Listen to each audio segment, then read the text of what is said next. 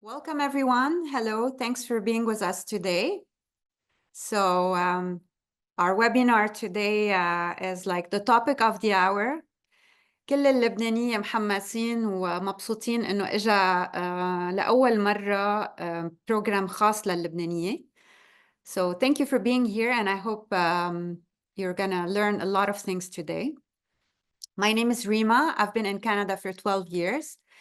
We hope everyone is doing okay after the intense 2 months of the events in Beirut. And الحمد لله على السلامة ويلي تأذوا يعني ما بتصدقوا قديش كلنا كنا حاسين معكم بعيد بكندا مع أهلنا كمان بلبنان. So الحمد لله على السلامة. First off, I want to welcome you and thank you for being here. And I want to thank also Encubate for making this session possible, because this is the team at Encubate, including Maria. Actually, they are giving this time, their time free, and it's an opportunity. They have, they just want to help. So you have no obligation to work with them, but you can benefit from their services in the sense of today's advice, because they are certified immigration consultants. So Maria is a certified immigration consultant. She will tell you more about it later.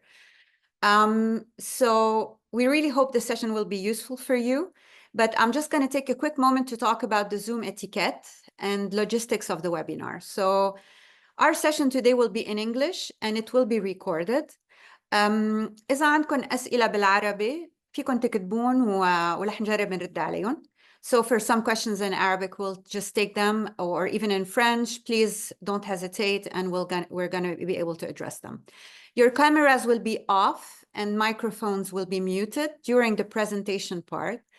But in case you want to ask your question live in the Q&A part at the end, you are able to open your mic. We will open it for you. But during the Q&A part or during the whole session, you can type your questions in the chat box. Joelle is here. She's going to make sure that we don't miss a question. Sometimes she will answer directly in the chat box. Since we're doing this presentation, we know what the major questions are going to be about. So they will be covered in the presentations. But if you have case-specific questions or anything that you feel has not been answered, we have the Q&A session at the very end, and it will be all addressed there. As you know, we always plan webinars and workshops related to topics of immigration or integration or any other topics, so stay tuned. Now I'm just going to tell you a few words about SILA. So Maria, if you can just share the screen a little bit with the slide about SILA. Sorry, I thought it was sharing here. Let me try again. Sorry, 1 second. I wanted to let you know that a lot of people registered. We had about 100 registrations. So for those who couldn't attend today, it is recorded. So they will be able to get an email with the recording link and all the information that we share in the chat box. Sorry, Rima, just confirming. Can you see my screen now? No. Okay. Because so Admin Sila is saying it's shared. She can see it. It's just me. I can't see it. Okay. So it doesn't matter if I can't see it as long as everyone else can. Can everybody confirm that they can see the screen? Perfect. Okay, let's do this. So I'm going to tell you a bit about SILA. So SILA stands for Support and Integration for Lebanese Abroad, Soutien et Intégration des Libanais à l'étranger. We are registered and based in Montreal, and our organization was officially launched on the 4th of August, 2021, so 1 year after the Beirut explosion. And we are volunteer-led. We're all volunteers. We do this for free. We just want to help. And we offer 3 services. So support and immigration, support and integration for newcomers, and intercultural exchange and growth. So basically for people who have the idea to immigrate to Canada from Lebanon, they directly can contact us. or if they just arrived or on the process of arriving or have been here for a while and want to join us for our events to meet people. You can follow us on our Facebook page and on Instagram, and you can also contact us via the form on our website. If you want to fill out a membership, if you are a resident, please feel free to do that. We welcome you as a member. And if you want to become a volunteer, you can also fill out the form. Joelle is going to put all the information now in the chat. So now to our guests, we have Maria Garces from Encubate. Maria is a regulated Canadian immigration consultant who joined Encubate in October 2019. And since then, she specialized in a wide range of immigration services to help her clients meet their immigration goals. So Maria has had quite a few Lebanese clients, so she can tell you what the main issues are. So don't worry about that. And I really want to thank you, Maria, for sharing important insights with us, because the valuable information is based on cases. So you are very familiar not only with the rules, but with actual cases and specific situations that are specific to Lebanese. So we're going to also to put in the chat the information about Encubate. So Maria, the floor is yours. Thank you. Thank you so much, Rima, and welcome everyone. I'm very happy to be here today. Like Rima said, we really hope that you get a lot of insights from today's session. We're going to be focusing specifically on the temporary measures available for Lebanese nationals and their family members. We'll start with a quick introduction of Encubate, who we are, what we've been doing, and how we can help you. But like Rima said, the purpose of today's session is not in any way to solicit our service, is for us to provide you with the most up-to-date advice and the most up-to-date knowledge of these temporary measures that you and your family members can benefit from. We'll touch on temporary residence visa applications, as well as work permits and study permit applications as a result of the new measures. So I'll try to go through these slides as fast as I can, but obviously covering every detail of it. And then we'll ensure that we have enough time at the end of the session to provide answers to your questions, whether you've submitted them already or you write them in the chat, like Rima said. So quick introduction about myself, although Rima pretty much summarized it. My name is Maria. I'm an RCIC, regulated Canadian immigration consultant. And throughout my 5 years with Encubate, I've specialized in economic-based immigration. So I have worked a lot with temporary residents, foreign workers, international students, and immigration through skills to Canada. And also a quick introduction of our principal consultant, Mr. Basil Sauder, also an RCIC. And he does hold over 10 years of experience of combined US and Canadian immigration. He is a mastermind behind our company, and also very experienced in economic-based immigration. Also, quick round of introduction of our team. And the reason we like to showcase these slides is to tell you that there's no one size fits all when it comes to immigration. Everyone has a different background, different circumstances. So what may have worked for you for your family member, neighbor, or relative may not work for you. So always first understand your circumstances and how the regulations, how the policies apply to them. Most of us came originally to Canada as temporary residents through many countries all over the world, and in a way or another achieved our permanent residency and citizenship, except for Rexy. Rexy was born and raised here in Canada. Quick note on our licenses as well. We do have 3 licensed consultants in-house, and we can represent you all over Canada, including Quebec. But something to note here is that you do not need to hire a representative to submit your application. You can completely do it on your own. But if you do seek the advice of someone, just make sure that they are licensed to do so and that they have the right certification, experience, and obviously licensed to advise you and represent you. Okay. I would like to add something here quickly. It's that when the Lebanese were in a vulnerable situation, a lot of people benefited from that by saying, pay us $5,000, we will get you to Canada. That's why we point out the fact that if you want to work with a consultant, work with a certified one. They are registered. You can research them and make sure that they are honest and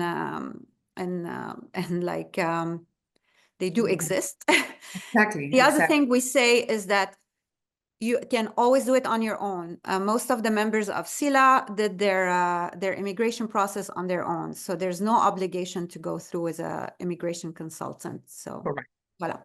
And I'm a big believer of that. It's just in situations where you think your case is more complex or you just feel more comfortable having someone handling it, just make sure that, again, they're licensed, they're certified. You can do so by checking on CICC's website. This is an official regulated website where all consultants are listed, and just ensure that their name is in there. All right.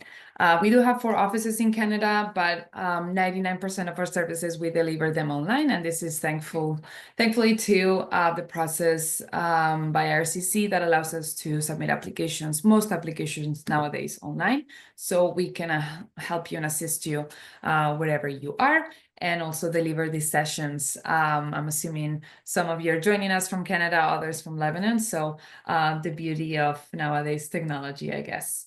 And lastly, we do have quite some years of experience working with organizations in Canada, with learning institutions, with skilled professionals. And our goal is always to provide up-to-date information for those who are interested in immigrating to Canada to make educated decisions, make sure that they're aware of their chances or their circumstances when it relates to immigration. And like I said, providing accurate and up-to-date advice. Lastly, before we jump into the fun stuff, we do offer our services in different languages: English, French, Spanish, Portuguese, and Arabic. So most of our team members do speak different languages. Everyone speaks English, so that's our universal language. But if you do feel more comfortable in reaching out in French or Arabic as well, you're welcome to do so.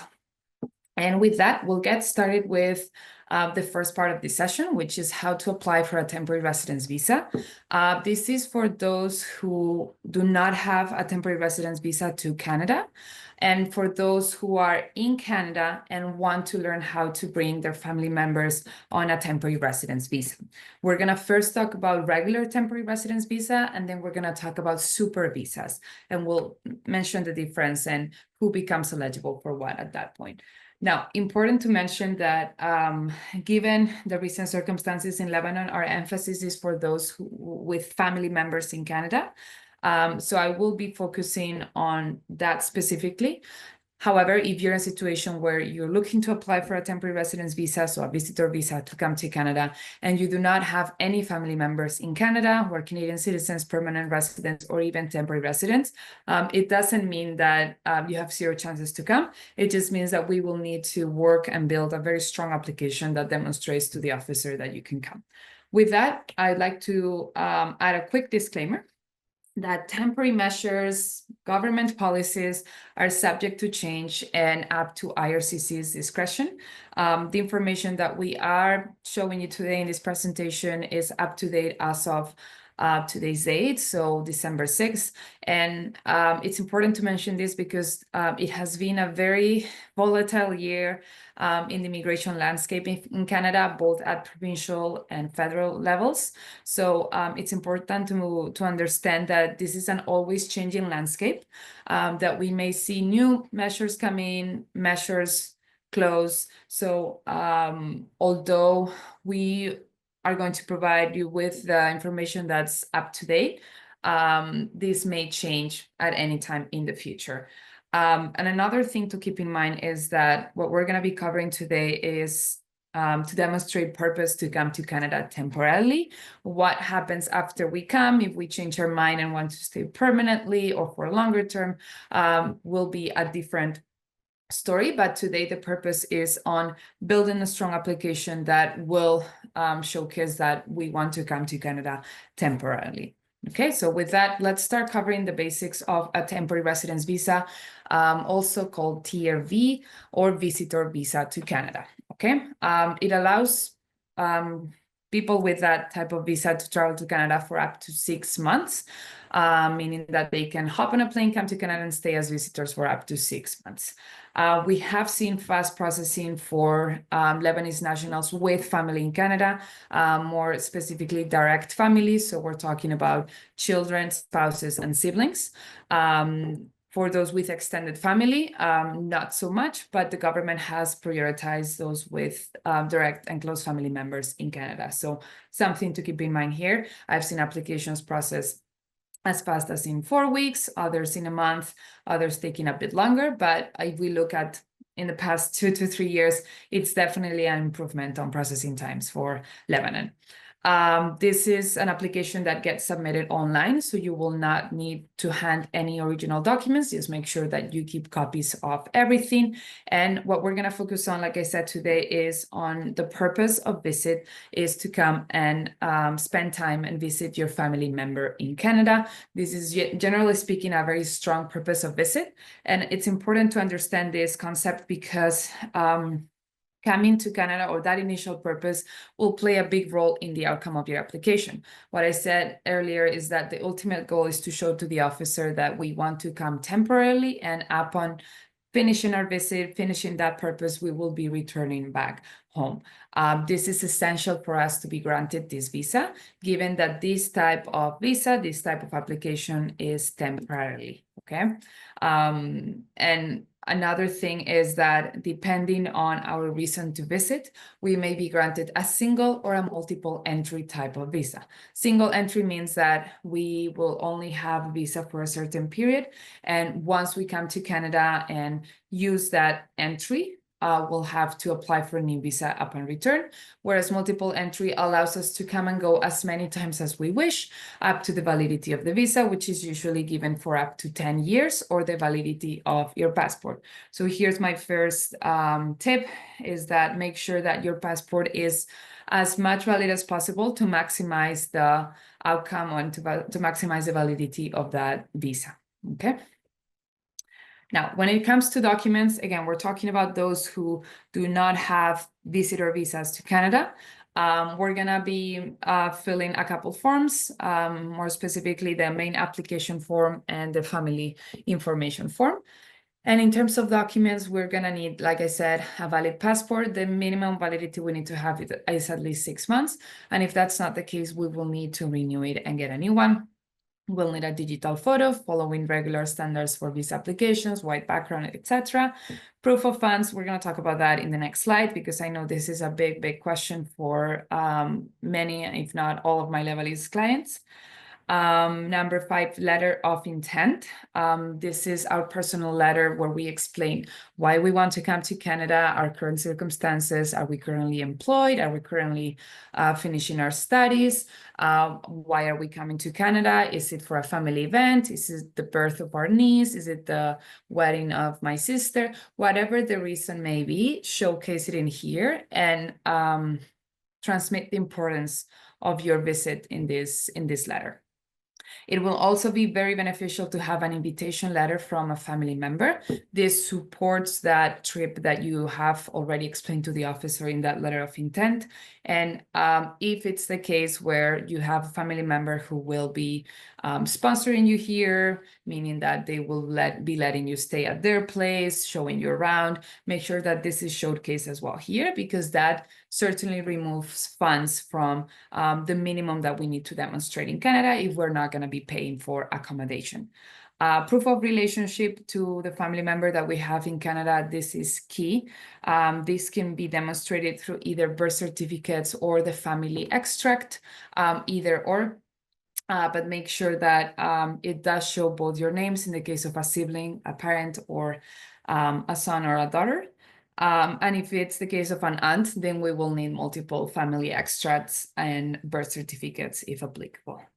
And lastly, other relevant documents. We'll look at some in the next slide. These include but are not limited to employment documents to show that we have ties to Lebanon employment-wise. We can also show title deeds. We can also show investments. We can also show family ties. So anything that will tie us back to Lebanon should go in this slide, as well as any other relevant documents to your circumstance that you were not able to fit in the other categories.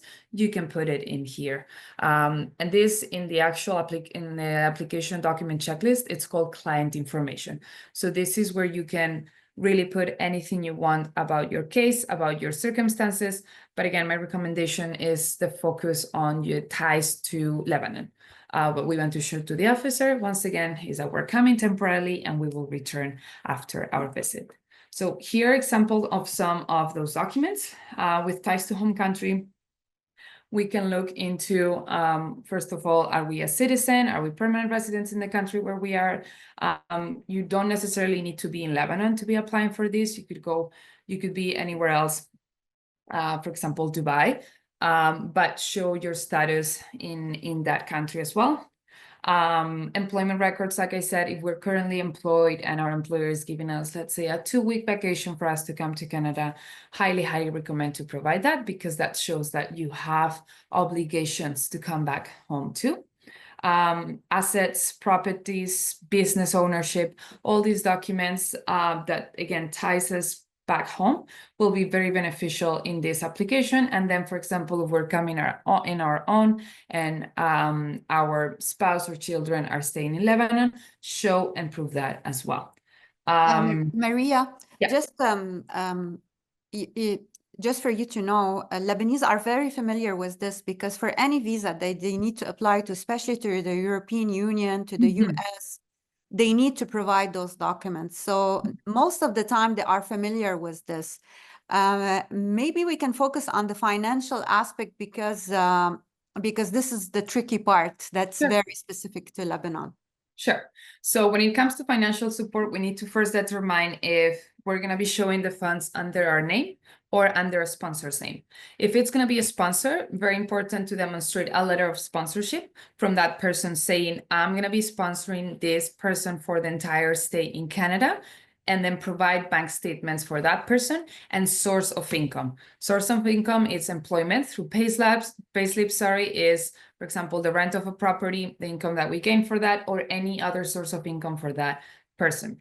And then this sponsor, it's crucial that it's a close relative. Unfortunately, we don't recommend using friends or distant family members, just because the relationship will be harder to prove and the officer can question the availability and accessibility to those funds. So close family member that can demonstrate source of income and has those bank statements with sufficient funds. Now, what's the minimum here? There's not really a number. It will depend on how long we're planning to stay in Canada, how long are we planning to spend here. Again, if we have accommodation, then my recommendation would be anything between 5,000 to 10,000 Canadian dollars. And then if we are planning to show these funds under our names, we can use Lebanese bank accounts, okay? Whether the funds are accessible or not, this is not something that IRCC has questioned. I've been using bank statements for Lebanese clients for the past 4 or 5 years, and I have not had any problem, any questioning on the access of these funds. However, if you do not have that and you keep all your funds in cash, my recommendation is to count with a sponsor, because unfortunately IRCC will not take cash as a proof and as a source of funds. So again, this is mainly beneficial for those with family in Canada, because you can use that support, that financial support from your family member in Canada, along with that invitation letter that shows the purpose of visit. Okay. Is there anything I miss here, Rima, that you... No, I think we can continue to the other slide, because we have a lot to cover. Yes. And since this is recorded, people can go back and check the information. Perfect. Okay. Now, another specific type of TRV is the super visa. This is only for those who have children and grandchildren in Canada, who are Canadian citizens or permanent residents. So let's twist things around. If you are a Canadian citizen or permanent resident in Canada and want to bring your parents or grandparents, this is for you. Those are the only situations where we can apply for this type of visa. It's a type of visitor visa, but it comes with a couple enhancements here. One is the approval rate is much higher. So I've seen regular TRVs versus super visas, and the outcome of super visas being much more positive than regular TRVs. So something to keep in mind. And then it allows for visitors to come and stay in Canada for 5 years as visitors. So if we want our parents to come and stay here for a longer period of time, this is the visa that we should be considering. However, there's no bank statements to prove here, but we need to show minimum financial requirement from the host, which will be the Canadian citizen or permanent resident inviting their parents. And another difference from the TRV is that they will need to purchase health insurance and they will need to conduct a medical examination prior to submitting the application. Now, the minimum financial requirements get updated every year. This is what we have as of today. And we will need to calculate it based on the size of the family. So the Canadian citizen permanent residents, permanent resident family members, along with the number of people that were invited. So if it's mom and dad, or just mom or just dad. And then based on that, we need to show a minimum annual income. And this can be your income or a combination of your and your spouse's income. Okay, demonstrated through employment letters, T4s, notice of assessment, etc. Now, once we have tackled TRVs, we'll need to request visitors, how can I apply for the new measures for Lebanese nationals? More specifically, work permits, visitor records, or study permits, which are now available at no cost, no government fees for Lebanese nationals. And they are in place until July 31st of next year, meaning that you have until July of next year to apply for one of these type of permits. Open work permit will be given for up to 2 years, similar to the study permit or the extension of your temporary resident status as a visitor through a visitor record. We're going to talk into the next slide about the documents that we will need, but something that is highlighted in this measure that we have not necessarily seen in other temporary measures, such as those for Turkey, Syria, and Ukraine, is that we need to show proof of funds and ties to home country. So we go back to those documents that we saw earlier. Proof of funds can be through bank statements. If you do happen, for example, to bring your cash and open a bank account here in Canada, that will work. Or if you're counting with the support of your sponsor, that will work as well. But make sure that you include proof of funds to show to the officer that you can cover your costs for your first months of living in Canada. Now, for actual documents, application forms, like we said, passport, like we said. So the first ones are all pretty much the same. If we have a family member in Canada, we need to provide as well that proof of relationship through the family extract or birth certificates.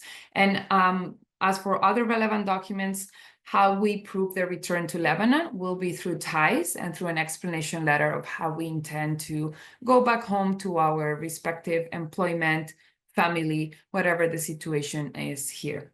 Lastly, if you're looking to work in the medical field or in childcare, you will also need to take a medical exam. So make sure you take that and submit it with your application. So you have to take it before you submit the application if you're going to work in any of those fields. And lastly, in terms of eligibility, this is for those Lebanese nationals who are here as temporary residents, as well as for non-Lebanese family members of Canadian citizens or permanent residents, okay? The date here is to have left Lebanon or on or after September 29th, and you're here in Canada on a valid temporary residence status.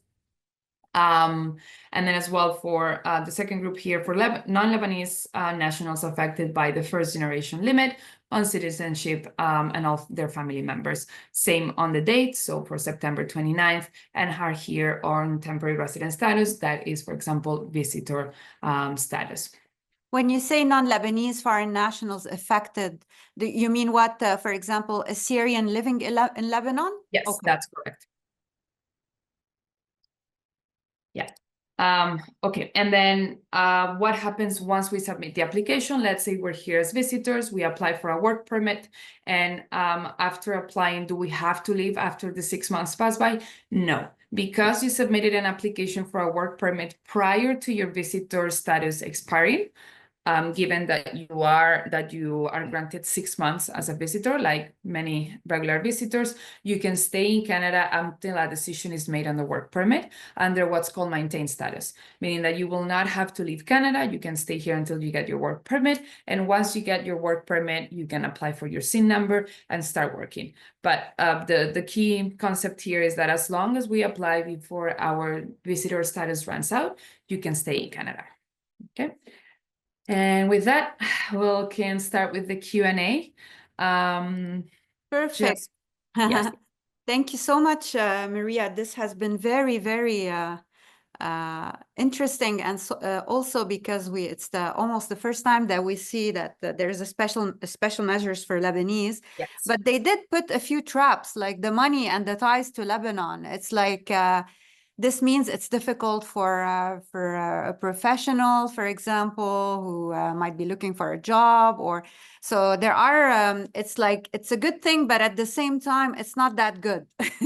Yeah, there's and I think they learned that from previous public policies, you know, like for Ukrainian nationals and other nationals, they're adding just like an extra precautionary measure to ensure that, you know, people who come have the funds to maintain themselves for the first few months. Yeah, of course, because they don't want to have to deal with the people who don't have a job and who are going to profit from the government. Exactly. I don't know if you want to stop sharing your screen and then we can start taking the questions. But at the same time, I know you did prepare the frequently asked questions. Yes. So I think in order to allow time for people who are connected with us today to prepare their questions, maybe we start with a couple of the frequently asked questions. Perfect. And then this will inspire people to ask us their specific questions. Sounds good? Yes. Okay. So I can start with a few of these. I know we've covered a few during the presentation. And then, like you said, we'll allow people to ask their question. So most asked questions I've received in the past week: with the ceasefire decision result in stopping the new measures taken? As far as we know, not. And I'm also going based on previous measures. Like I said, the ones that were extended for Turkish and Syrian nationals as a result of the earthquake was a measure in place for over a year. Same for the situation that took place in Iran. A couple years ago, that measure was extended for quite a long time. So, you know, if we actually look at this measure, it's only been issued for about 8 months. So, my guess is that there will be no changes to it. But again, this is not something that we or I can ensure, and it's up to the discretion of the government. So that's my take on that. Another thing is that there is no limit on applying for the work permit as long as we meet with the requirements that we just talked about. Okay. And the work permit, like we said, will be given for 2 years. It's an open work permit that will allow you to work in any occupation, except in healthcare and childcare if you have not taken that medical exam. Another very frequently asked question is, how long are these applications taking? And are they giving priority for Lebanese nationals? The answer as of today is no. We're seeing regular processing times. Again, it's a little too early for us to determine if they're taking or they're processing this at a priority level. Work permits at the moment are taking about 5 months in Canada. So if they fall within that processing time, those are regular times that we should be ready and prepared for. But I have not seen so far an expedited outcome for Lebanese nationals. So keep that in mind. And then, is there a pathway to bring parents to Canada? I think we discussed that through the super visa. As for immigration, you can always opt for the parents and grandparents program sponsorship, but this is a lottery program. This is immigration, and maybe something that we can talk in another session. But for temporary residents, definitely super visa is the way to go.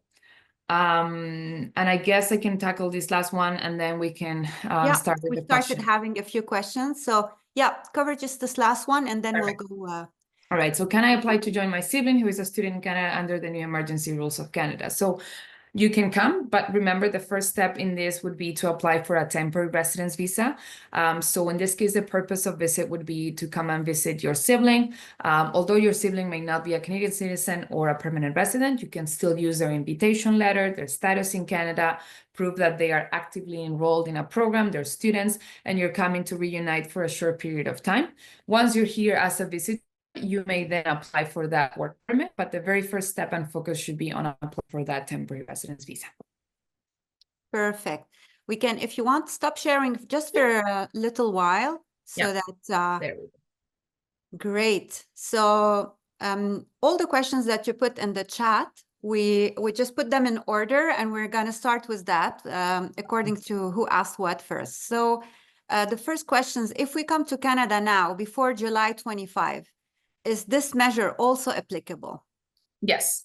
So if you come to Canada now, if you come to Canada now as a visitor, you can apply until July 31st of next year. So that was a question from Fadi. So Yeah. Fadi, if we answered your question, good. If not, you can just write to us and tell us if you have a follow-up question.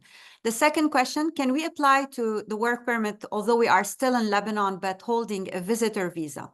No, you're going to have to be physically in Canada and have left Lebanon until after September 29th if you fall under the non-Lebanese national categories. But if you're a Lebanese national who is outside Canada, even though you have a temporary residence visa, you're going to have to be physically in Canada to apply for the work permit. So actually, what they mean by that, they need you to prove that you left in a hurry under the stress of the bombs and came to Canada a bit desperate. And this is where they're offering a solution. This is what they mean by that? Yes and no. So there's two groups. So those who are non-Lebanese citizens but were living in Lebanon and left after September 29th qualify for it.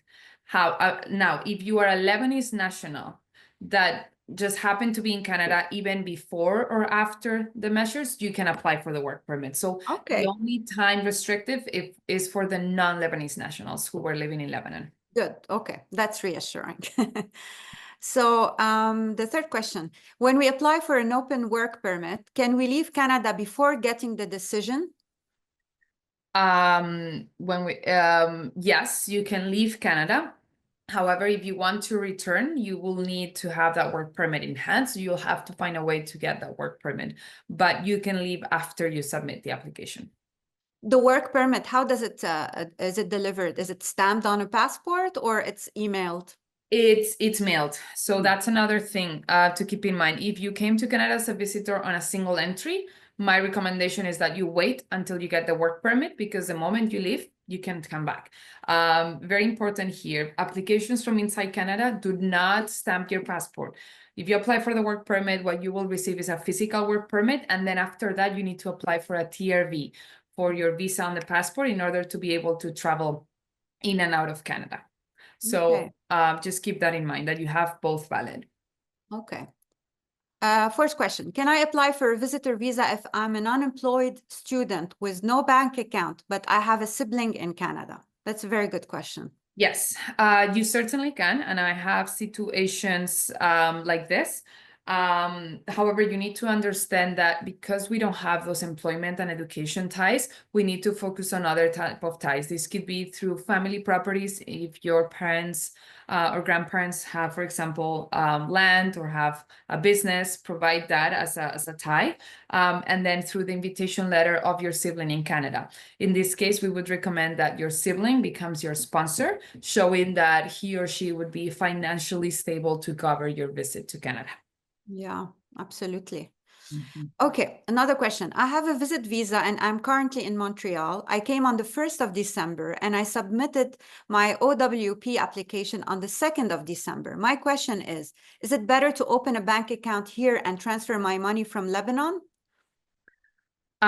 So if you already applied and you did not submit any of those ties, you can still do so, but it's up to the discretion of the officer to consider. You should submit those ties and proof of funds on the get-go from the first time. So it's a bit hard to make this recommendation, because even though you may transfer your funds here and use it as a proof of funds, you may not need it.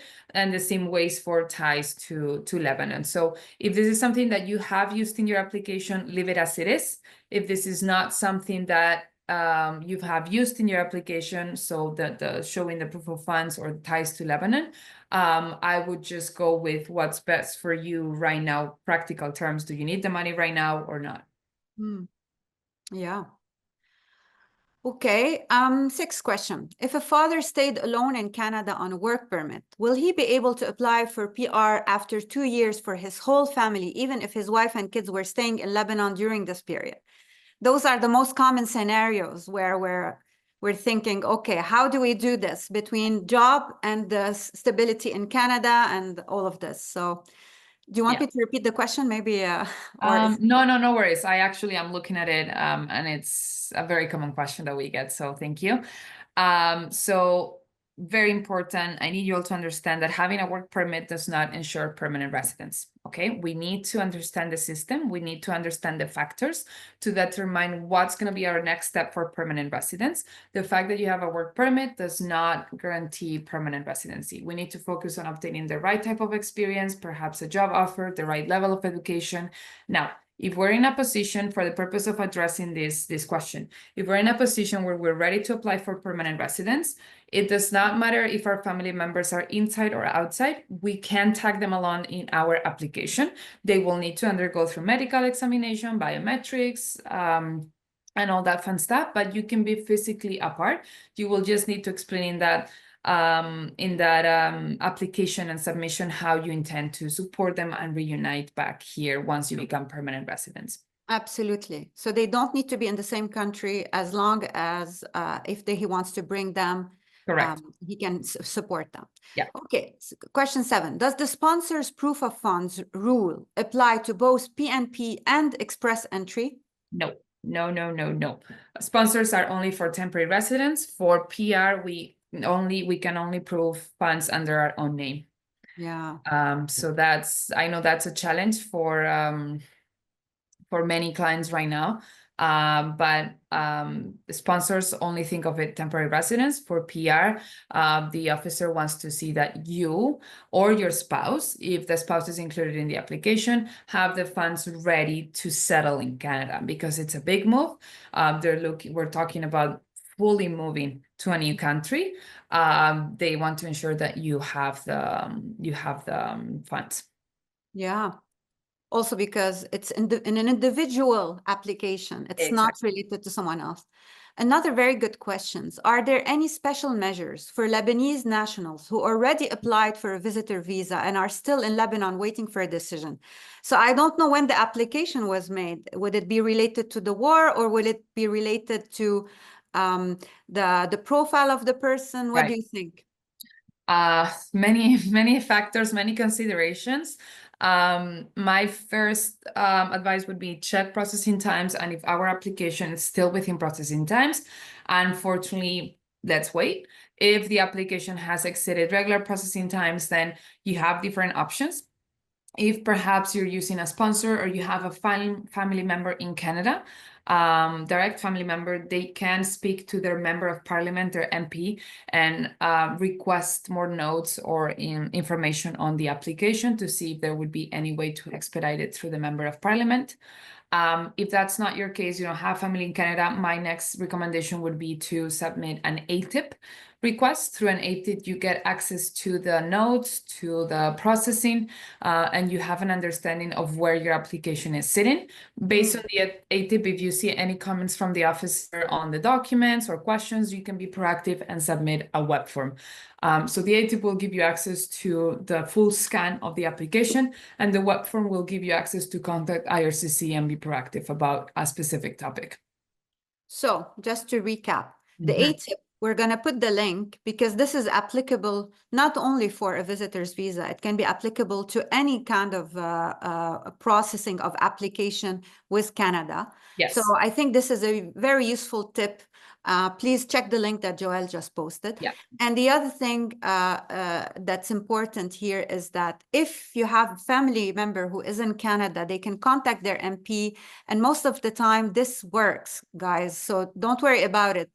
It's not like, oh, we don't want to bother him. They have to provide information to residents of their district. And so they will get back to you on the real reason. Okay, moving on. Question 9. Are there any organizations in Canada that can help LGBT people that aren't being threatened by society or bullied, and with such a case can help them go to Canada to feel safe and protected? So basically, Lebanese national, LGBT, and feeling threatened in Lebanon. Because I know that at some point this was getting a lot of traction and it worked for many people. Do you think this has changed, or this is still an option? And is it asylum? Is it what sort of process does one need to do? Right. So unfortunately, I am unaware of organization on its own. I'm just aware of process for claiming asylum or going through a refugee program through UNCHR. That's the case. UNCHR would be the first place to start and contacting in this regard. If the case is for you where you have already a temporary residence status in Canada or a temporary residence visa, and you feel threatened to return back home because of your sexual orientation, you can seek asylum in Canada. But it's very important to understand that this is case-by-case reviewed. They will look at your circumstances. They would look at any possible threats that you have received and any direct, threats that have happened back in Lebanon that will showcase that you going back to your home country will be threatened. Yes. Absolutely. Question 10, can we register our children in school while waiting for the work permit? This will depend on the school district.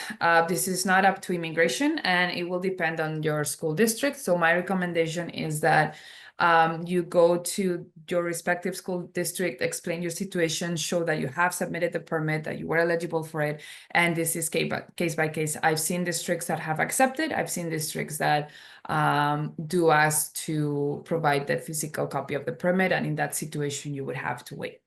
Yeah, there's also the fact that they need your proof of address, because this is how the school districts work. So they need to see that there's a rent in your name or something like that. So or you need bills to do or that. phone bills, yeah. Or bills, yeah.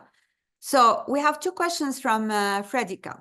A, as a PR resident, I have applied to my mom, who came here as a visitor after September events.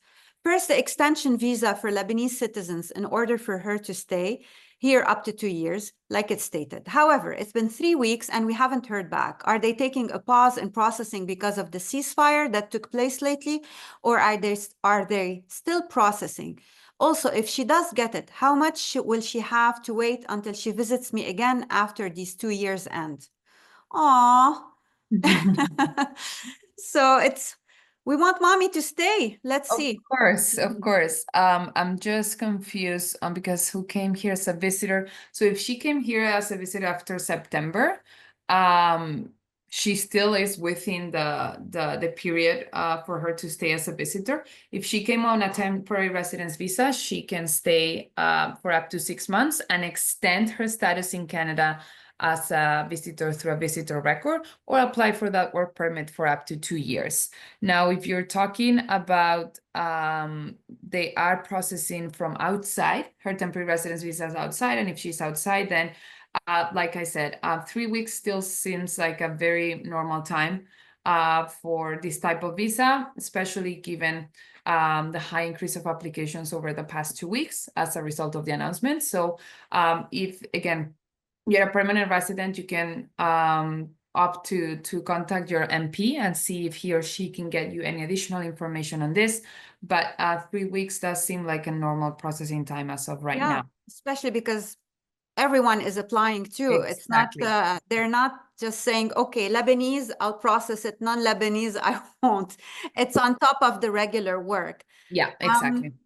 Also, the second question, also from Frederica. I want to apply for a visitor visa for my partner whose ties to Lebanon are very clear, a doctor in University Hospital in Lebanon, and moving to the US end of 2025 for fellowship. So is it better if my invitation letter for it to state that we are partners, or better to say we're friends? There's a risk if we say we are friends first, them not to feel it's necessary and not approve a visa for 10 years, and the risk if we mention we're partners that they think my partner will break rules and stay here forever. Right. Actually, this is a very good question, because I don't know if because probably it's the only exception where in Canada, if you have a partner, they consider it. He doesn't need to be your husband or fiancé or whatever. Say they do consider that the relationship is valid. However, they ask for proof to know that he's your partner. So tell us some more about this. Right.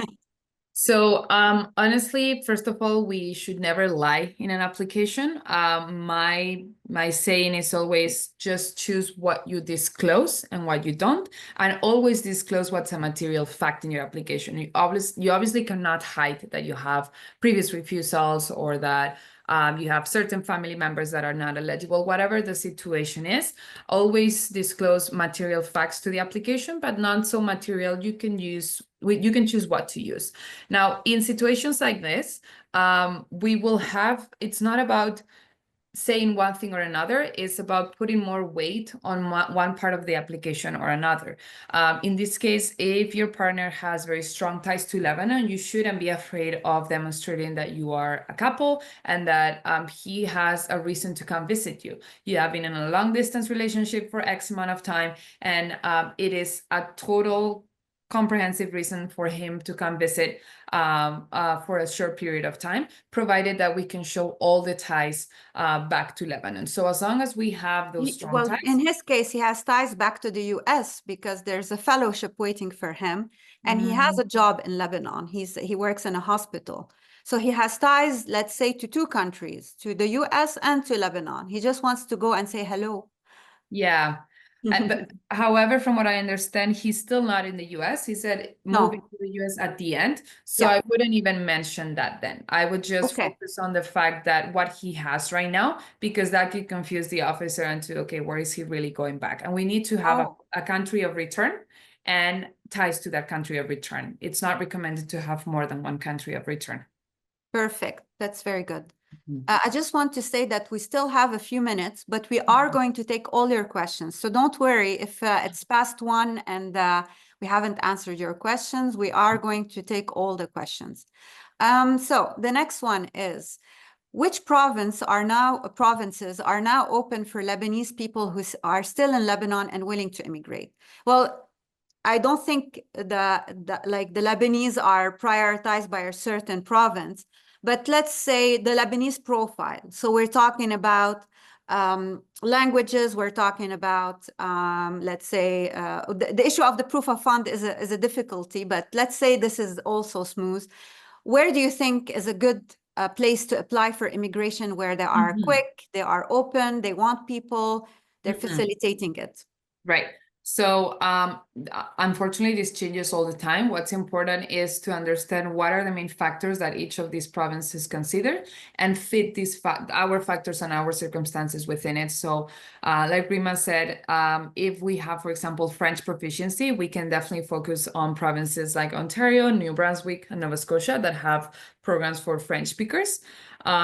If we have, for example, experience and we are a medical and we are within the medical field, healthcare, we can focus pretty much in any province that they are requesting experienced professionals with that field of expertise. So it's about understanding what each province is prioritizing in terms of experience and languages. Those are the top, I would say, factors to consider if we're looking at different programs. But they change all the time. Most programs issue a list of, these are our current in-demand occupations. If you have experience in any of these, we may invite you to apply. So always keep up to date with the draws or the rounds of invitations for each of these provinces to understand which could fall best for us. Yeah. And also, if you need guidance on this, you can also write to Encubate and tell them, well, this is my profile. Yeah. Where do you think I should look at? Which province I should look at? Okay, next question. Does ARIMA stream, is it still on hold? Do you know when it will be resumed? Yes, it's still on hold. Most of Quebec programs, immigration programs at the moment are on hold.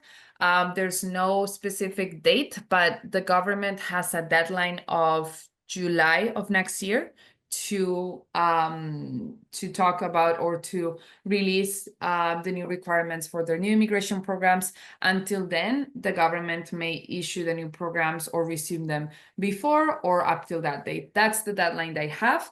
When they will resume them or restructure the system, we don't know.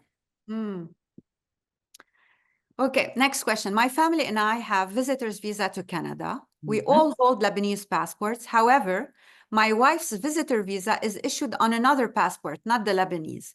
Can she still apply for the OWP? Yes, absolutely. As long as she's in Canada, and then she should provide a copy of both of her passports. Again, exactly. her entry to the country is not limited to what passport she can apply later on. Just make sure that she proves that she's Lebanese at the time of applying for the open work permit. Perfect. Next question. What about the health insurance? Will we be covered if we apply for work permit? Because obviously, once you get the work permit, you want to make sure you're covered in terms of health. Yeah.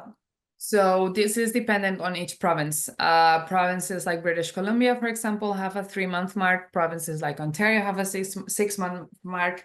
You would have to go into each provincial healthcare system and check how long you have to wait until you can get insurance covered by the province. In the meantime, my recommendation is to have a private travel insurance that can cover at least emergencies. Yeah, exactly. And even permanent residents who come here, they take up an insurance for the first period where they are still not covered. For example, in Quebec, it's the RAMQ. Yep. Everyone who arrives here, they're not automatically covered. They take a private insurance for that. So Yep.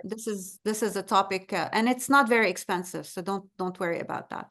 Next question: is there any specific profession to work in using the open work permit in order to be eligible to apply after for the PR? Well, actually, it's just about the field of work, because sometimes, let's say, if they need engineers, it's probably better to work in that field in order to guarantee you will get the PR. I don't know if there's a guarantee, but I'm just saying. Yeah.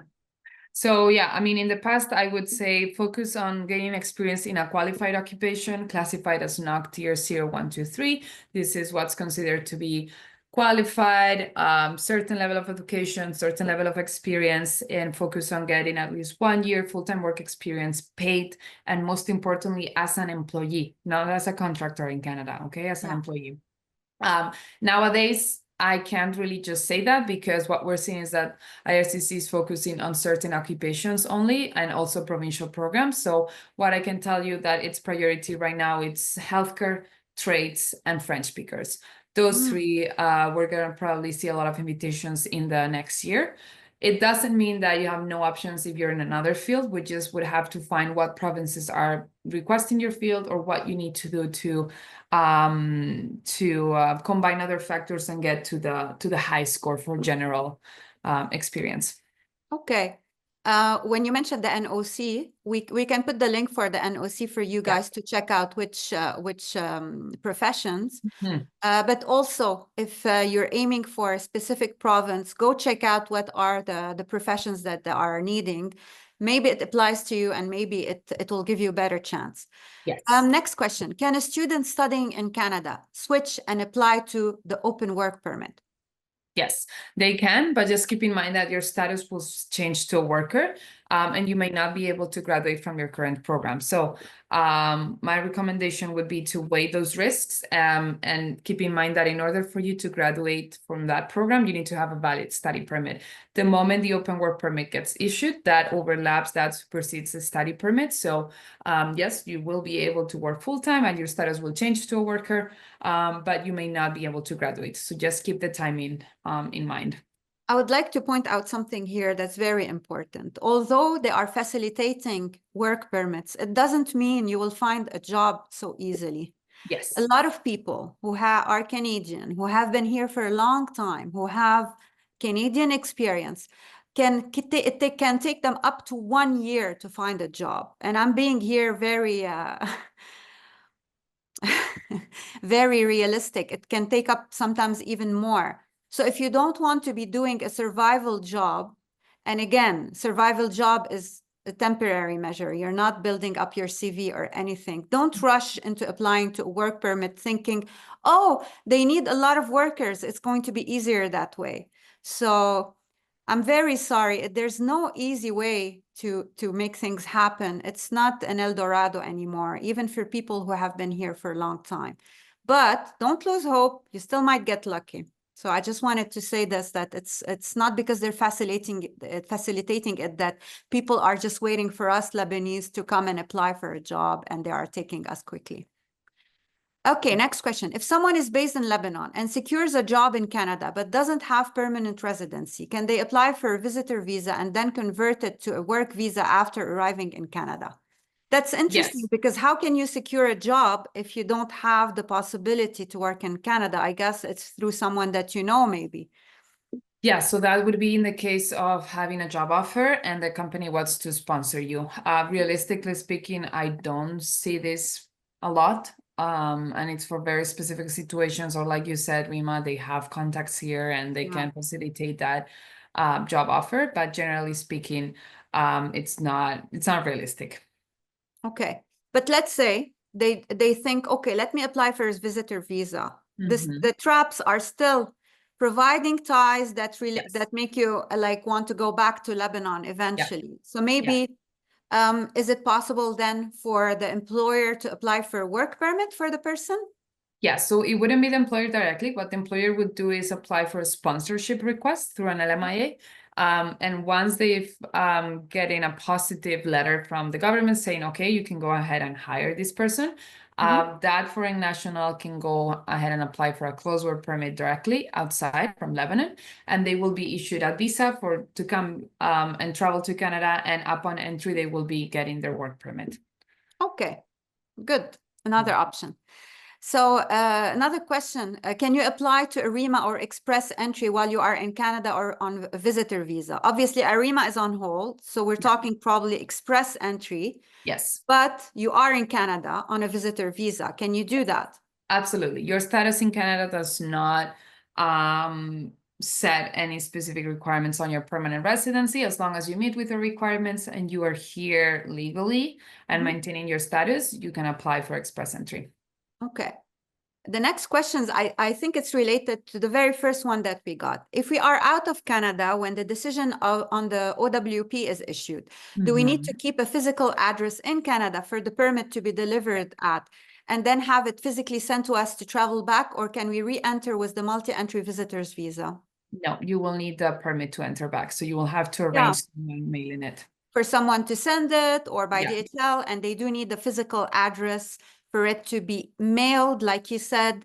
And so then after that, someone is traveling, they take it back to them, they hand it in person, but absolutely need it with them in order to re-enter Canada. Yeah? Correct. Yes. Okay. So we're going to take this last question and then wrap up because already it's 1:04. And then I'm sorry, this time I didn't look at the names. I was taking the questions that Joelle had filtered, so I couldn't call out your names, everyone, when I was reading the question. So sorry about that. And so we have a question, and it's someone asking actually if SILA can help. Can SILA help a temp visitor holder who is physically in Canada find work, help us find out a job offer so that the company can make a closed work permit? We just recommend for you to fill out our form, and then we will see how we can help through our contacts, etc. We can't guarantee that we can find you a job, but we can give you some information about how to go about looking for a job, okay? And I guess that's it for today. Either way, I just want to say that all the questions were very interesting, and we covered a lot today. And thank you everyone who is able to attend. So if you still have questions, please don't hesitate to write to us or to reach out to Encubate directly. We put the contacts for Encubate, and you have the contacts of SILA. Also, in order to stay tuned, you can always follow us on our social media so that you know any events we are planning. And you will all be getting an email with the recording, so don't worry about that. So yeah, Maria, what did you think of the questions and of all the things that we covered today? Lots of things actually, because you know, we start with a general topic of temporary residence, but I know that for many the main purpose is permanent residence, so I always expect to cover that topic as well. So thank you all for making it such an interesting session and keeping us on our toes, answering those questions. We truly hope that it brought some insights and it can help you and your family prepare some strong applications. And just wish you the very best in those applications. So again, thank you, and thank you, SILA, for having us. It's always a pleasure to help in any way we can. Thank you. And also, I just wanted to tell the people who did ask questions and we didn't cover them, please write to us. Don't worry, we will answer you. It's this session is only like just to tell you that you're not alone. If you have a question, we're here to help. So please don't hesitate to write to us. Okay. Thank you, everyone, and stay tuned for other events by SILA. And I don't know if we have the feedback form. We will send it by email in case you want to fill up, just to tell us what you thought about the webinar today. And take care, please. Bye-bye Thank for now. you. Bye-bye. Take care. Bye.